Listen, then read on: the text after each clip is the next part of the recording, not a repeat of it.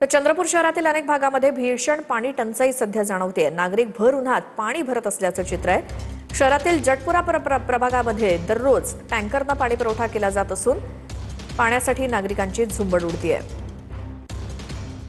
चंद्रपूर जिल्ह्याच्या तापमानात मोठी वाढ झाली आहे। अशातच चंद्रपूर शहरामध्ये भीषण पाणी टंचाई जाणवत असल्याचे चित्र दिसत आहे। मागील 2 दिवसांपासून चंद्रपूर शहरामध्ये पाणी येत नसल्यामुळे नागरिक हैराण आहे। त्याच्यामुळे आपण बघू शकतो या ठिकाणी मोठ्या प्रमाणात महिला वर्ग पाणी भरण्यासाठी भर उन्हात पाणी भरत असल्याचे चित्र दिसून येत आहे।